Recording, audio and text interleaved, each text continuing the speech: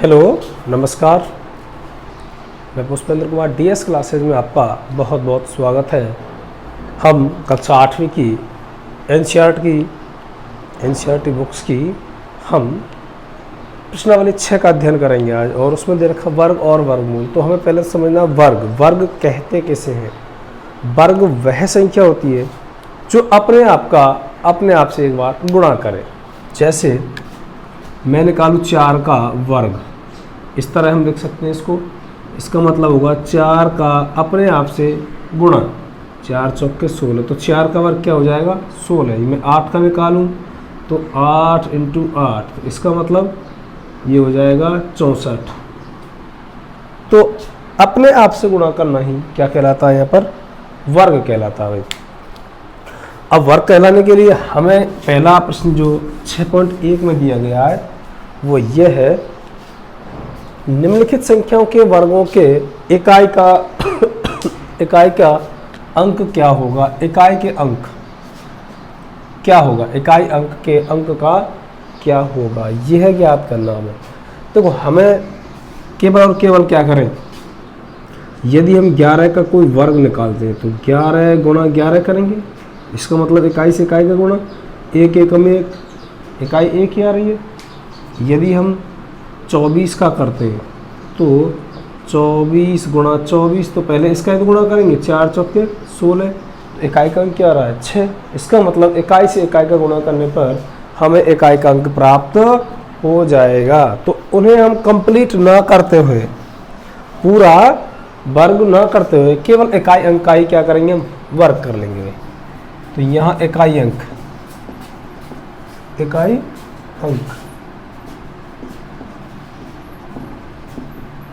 1 का वर्ग, 1 गुणा 1 बराबर 1 एकम 1, और यहाँ 272 है। इकाई अंक कितना, केवल यहाँ पर 2 है, तो 2 का वर्ग करेंगे, 2 गुणा 2 बराबर कितना आ जाएगा 4। ऐसे ही यहाँ इकाई अंक कितना दे रखा है, 9 दे रखा है, तो 9 का वर्ग करेंगे, 9 गुणा 9, इसका मतलब 81। तो इकाई का अंक कितना आ जाएगा यहाँ पर 1, केवल कितना आ जाएगा 1। यहाँ देखते हैं भाई, इकाई अंक कितना आ रहा है 3, 3 का वर्ग किया, 3 गुणा 3 बराबर कितना आ जाएगा 9। यहाँ इकाई अंक 4 का वर्ग, 4 गुणा 4 बराबर 16, तो इकाई अंक कितना आ जाएगा 6।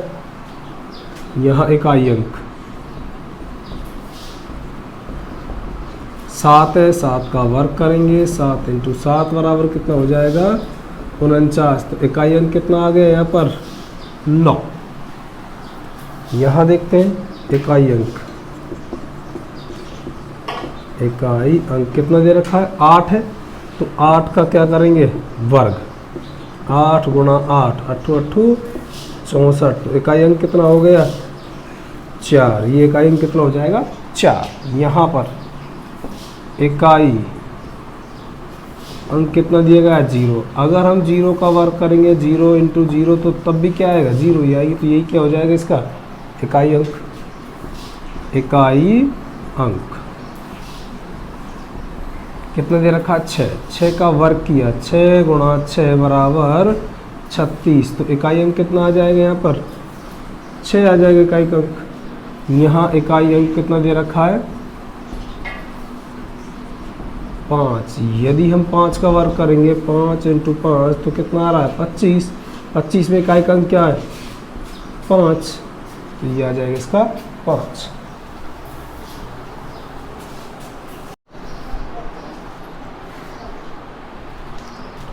प्रश्न नंबर 2, कौन सा प्रश्न नंबर 2? इसमें दिया गया है कि निम्नलिखित संख्या स्पष्ट रूप से पूर्ण वर्ग संख्या नहीं है। जो ये पूर्ण वर्ग संख्या दी गई है, ये यानी पूर्ण वर्ग संख्या नहीं है। तो हमें इसका आंसर बताना है, यानी कि कारण बताना है। इसका क्या बताना है, इसका कारण बताना है भाई कि क्यों ये पूर्ण वर्ग नहीं है। पूर्ण वर्ग संख्या बनाने के लिए मैं पूर्ण वर्ग की लिख देता हूँ एक बार। एक का यदि हम वर्ग निकालेंगे तो एक का वर्ग कितना आएगा 1, 2 का वर्ग कितना आता है इसमें 4, 3 का वर्ग 9, 4 का वर्ग 16, 5 का 25, 6 का 36, 7 का 49 और 8 का 64, 9 का 81, 10 का 100। तो इकाई अंक यही आएंगे, इनके अलावा कोई नहीं आएगा। क्यों 11 आएगा तो फिर 1 आ जाएगा उसमें, 12 आएगा 2 आएगा, 24 आएगा 4 आ जाएगा, 35 आ गया 5 आ जाएगा इकाई अंक। तो इकाई अंक 1, 4, 9, 6, 5, 6, 9, 4, 1 और 00, यानी कि 1, 2 नहीं है इसमें, 3 नहीं है, 4, 5, 6 है, 7 नहीं है, 8 भी नहीं है कहीं भी, 9 और ये 00। देखो 1, 4, 9, 6, 5, 6, 9, 4, 1, यानी कि ये अंक आएंगे तब तो हो जाएगा। क्या हो जाएगा? यदि ये अंक आए तो पूर्ण वर्ग है, अन्यथा नहीं आए तो ये पूर्ण वर्ग नहीं है। क्यों? क्योंकि हमने करके देख लिया।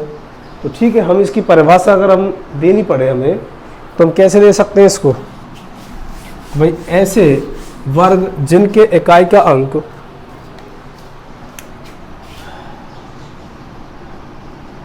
वर्ग के इकाई अंक हमेशा 1, 4, 5, 6, 9 और अंत में 00 या 4 टाइम 0, यानी कि सम अंक में 0, सिंगल या फिर ट्रिपल नहीं होनी चाहिए, या तो 1 0 नहीं होनी चाहिए। 10 में आ रही है 1 तो उस तरह नहीं होनी चाहिए। 100 में 2 आ रही है तो वो वर्ग है। 1000 लेंगे 3 0 आ रही है, इसका मतलब वो वर्ग नहीं है, क्योंकि उसमें 3 0 आएंगे। हमें क्या चाहिए? सम अंक में 0 चाहिए। आइए इनको चेक करते हैं एक बार। 1057 पूर्ण वर्ग संख्या है या नहीं है? तो इकाई का अंक क्या आ रहा है इसमें? 7, जबकि इकाई का अंक 7 नहीं होना चाहिए। इकाई का अंक 7 है। क्या भाई? 7 है, इसलिए क्या ये पूर्ण वर्ग नहीं है। इसमें कौन सा रहा इकाई का अंक? इकाई अंक क्या आ रहा है? 3। इसमें क्या है इकाई अंक? 8। इसमें क्या है इकाई अंक? 2। इकाई अंक 8 है। यहाँ पर इकाई अंक कितना आ रहा है इसमें? 2 है। और यहाँ कितनी आ रही है? सम अंकों में 0 नहीं है। अगर होती तो होता, लेकिन 3 0 आ रही है। ठीक है। और यहाँ इकाई अंक कितना आ रहा है? 2 है। यहाँ सम अंकों में 0 नहीं है, क्योंकि यहाँ पर 3 अंकों में, यहाँ भी क्या आ रहा है? सम अंकों में 0 नहीं है। इसलिए ये सभी पूर्ण वर्ग संख्या नहीं है, संख्याएं नहीं है। हमारी शर्त पूरी होनी चाहिए कि इकाई का अंक क्या होना चाहिए? 1, 4, 5, 6 और 9, या फिर 00, 4 टाइम 0, यानी सम अंकों में 0 होना चाहिए। तब जाके होता है क्या? हमारा पूर्ण वर्ग। लेकिन इसमें ऐसा किसी भी प्रश्न में नहीं हुआ है, तो ये सभी की सभी पूर्ण वर्ग संख्याएं नहीं है। प्रश्न नंबर 3 और 4, निम्न संख्या में से किस संख्या का वर्ग विषम संख्या होगा? विषम संख्या, यदि हम कोई भी, दो ही बात आ रही है, सम और विषम।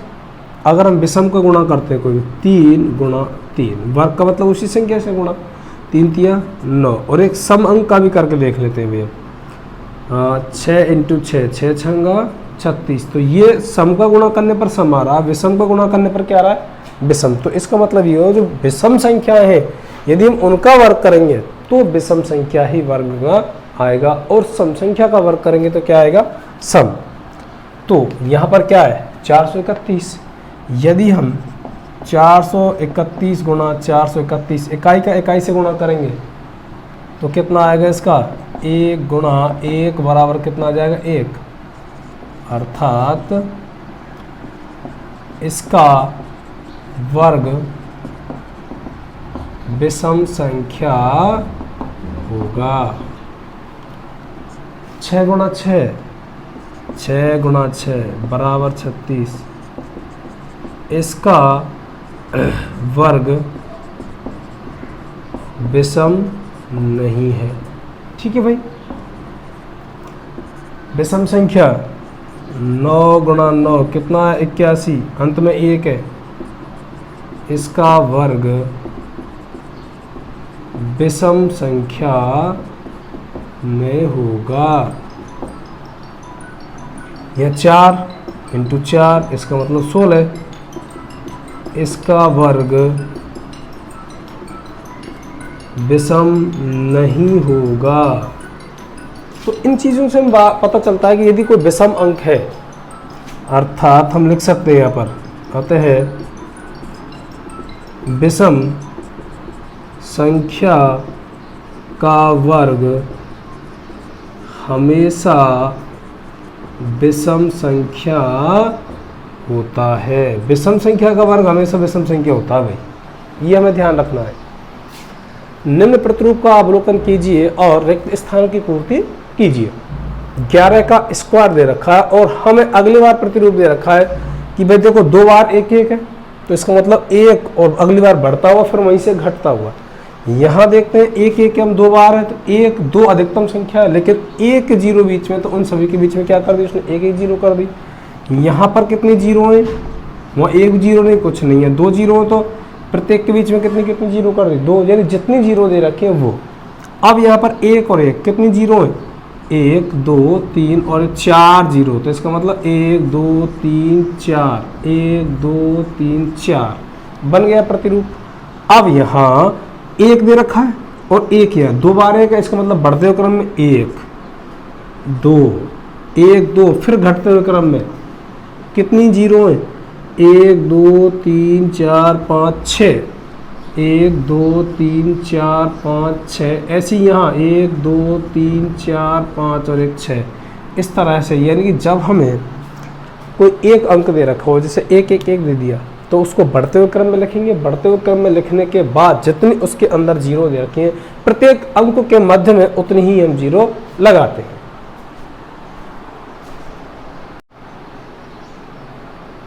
प्रश्न नंबर 5, निम्न प्रतिरूप का अवलोकन कीजिए और रिक्त स्थानों को भरिए। 11 दे रखा, इससे पहले सवाल में ये तो चल रहा था कि भाई जितने अंक हैं उतनी बार बढ़ते हुए क्रम में लिखें हम, और उसके बाद में घटते हुए क्रम में जितनी जीरो आएंगे उनके मध्य में उतनी जीरो लगा देंगे। अब यहाँ इसमें रूप परिवर्तन हो जाता है। वहाँ तक तो ये दोनों पहले सवाल जैसे थे, लेकिन यहाँ पर 1 2 और 3 अंक है, तो 1 2 और 3 अंक उतना ही बढ़ा, फिर उसके बाद में घटा दिए 1 तक, वापस 1 से स्टार्ट किया और 1 तक ही वापस ला दिया। यानी कि अंतिम जो सबसे बड़ा अंक होगा ना, वो ये होगा कि जितने 1 दिए हुए हैं 1 2 3, वो उतना ही होगा 3, उनके मध्य में उतनी जीरो रखनी है जो उनके मध्य में दी हुई हो। तो यहाँ पर 1 2 3 और 4, 1 2 3 4, अब घटते हुए क्रम में 3 2 और 1। अब कितनी जीरो थी प्रत्येक के मध्य, 1 1 1 1 1 1, यानी जितनी जीरो दे रखी उतनी ही मध्य में लिख देंगे। तो हमें इन चीज़ों से पता चलता है कि भाई जितने अंक हैं उतनी ही बार हम बढ़ते हुए क्रम में लिखेंगे। अब देखें यहाँ 1 2 3 4, और ये अधिकतम बड़ी संख्या कितनी है 5, इसका मतलब 1 कितनी बार आएगा 5 बार, 1 1 1 1 और 1, 5 बार हो गया 1, इनके मध्य में 1 1 जीरो ये रख दिया, और ये हो गया इसका वर्ग।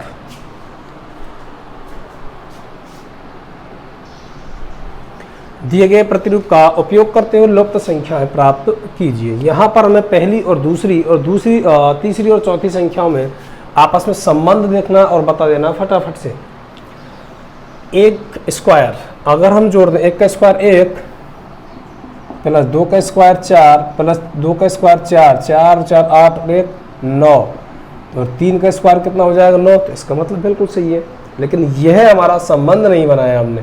क्या कर दिया, वर्ग निकाल करके उत्तर प्राप्त किया। तो हमें संबंध बनाकर करना है। देखिए पहली संख्या का दूसरी संख्या से क्या कर दिया, गुणा। एक का दो से गुणा किया, एक दूनी दो, ठीक है। अब ये जो दो है इसका वर्ग करके अगली संख्या प्राप्त कर ली गई है।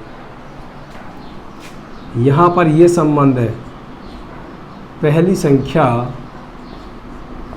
गुणा दूसरी बराबर कौन सी प्राप्त हो गई हमें, तीसरी संख्या।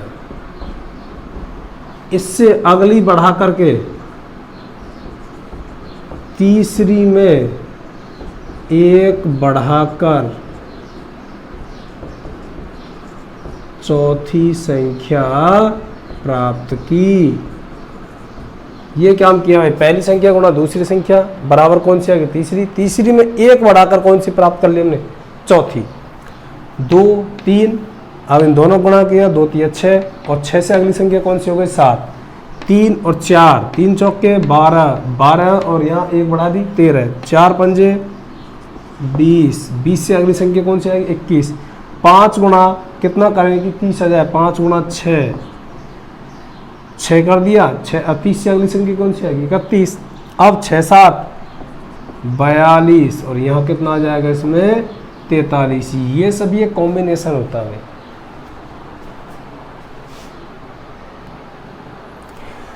योग संक्रिया कीजिए, बिना योगफल ज्ञात कीजिए।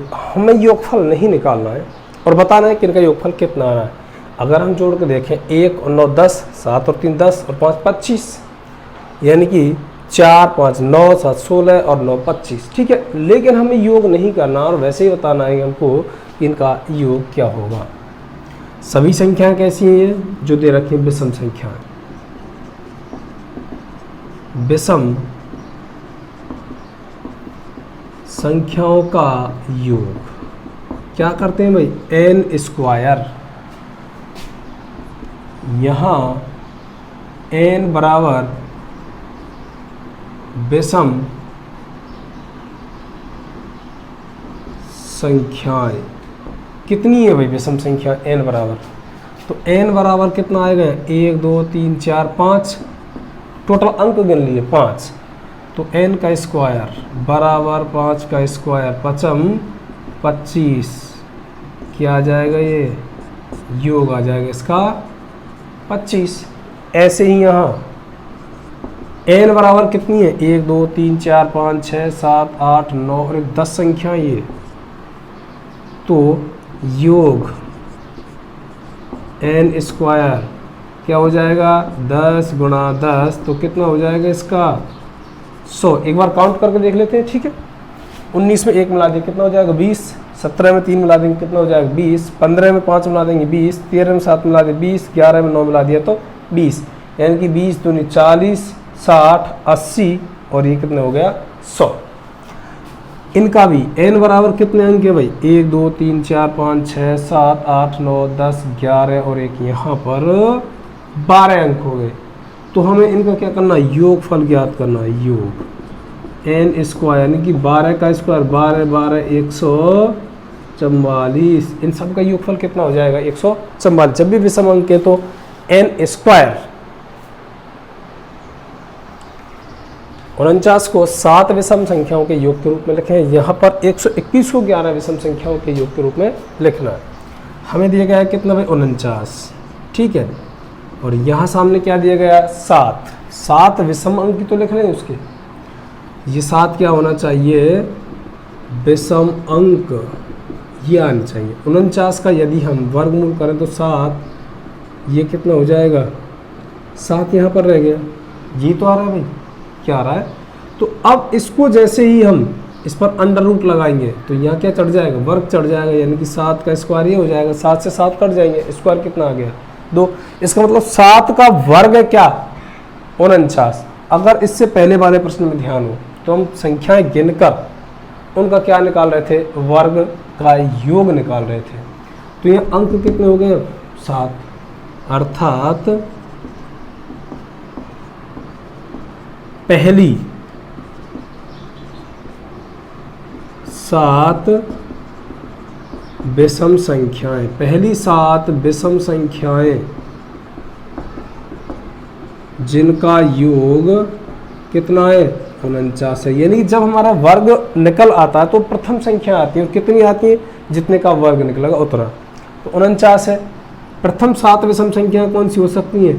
1 + 3 + 5 + 7 + 9 + 11 + 13, ये सभी संख्या हो सकती हैं भाई। 13 और 1 14, 14 दूनी 28, 14 तिया 42 और 7 49। यानी कि प्रथम 7 संख्याएं जो है का विषम, उन सभी का योग कितना होगा? 49। ऐसे ही 121 है। अगर 121 का हम वर्गमूल निकालें कितना है? 111 का वर्ग करेंगे तो कितना आ जाएगा? 121। अर्थात प्रथम 11 विषम संख्याओं, 11 विषम संख्याओं का योग 121 होगा।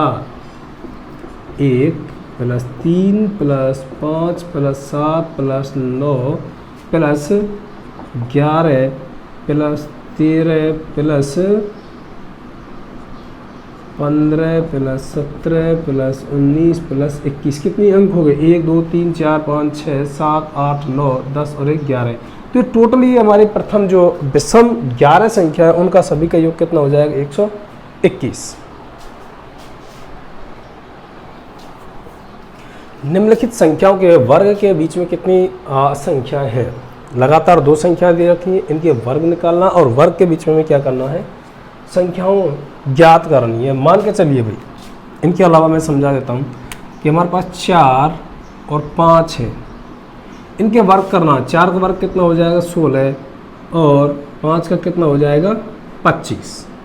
ठीक है, इनके वर्ग कर दिए और इनके मध्य की संख्या 16 के बाद में 17 18 19 20 21 22 23 और 24। 1 2 3 4 5 6 7 8 संख्याएं इनके आ चुकी हैं भाई।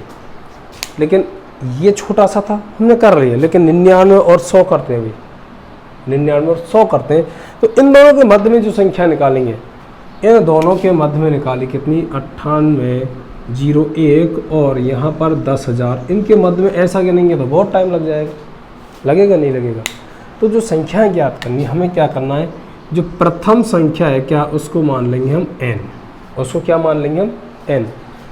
और n मान करके उसके साथ में गुणा कर देंगे कितने का? केवल 2 का गुणा कर देंगे, 2 गुना कर देंगे उनको। लगातार 2 अंकों के वर्गों के बीच संख्याएं कितनी मान ली भाई हमने? 2n मान ली। कितनी मान ली? 2n। तो यहाँ दे सकते हैं, यहाँ n बराबर पहली संख्या, क्या मान लेंगे इसमें? n बराबर पहली संख्या। तो n बराबर कितना आ गया यहाँ पर? 12। दोनों के बीच संख्याएं, दोनों के वर्गों के बीच, दोनों के वर्गों के बीच संख्याएं कितनी आएंगी भाई? 2n। इसका मतलब 2 गुणा n, n बराबर 12, तो 12 दूनी कितना हो जाएगा यहाँ पर? 24। ऐसे ही यहाँ n बराबर 25, दोनों के वर्गों के मध्य संख्याएं कितनी आ जाएंगी? 2n सूत्र है हमारे पास में। 2 गुणा n, n बराबर 25 और 25 दूनी कितना हो जाएगा? 50। यहाँ n बराबर 99।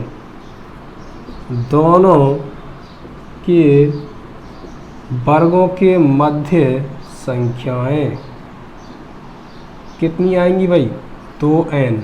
2 गुणा n, n का मतलब 99 और 99 99 गुना 2 करेंगे कितना आ जाएगा 198। इन दोनों के मध्य कितनी संख्या आ जाएंगी 198।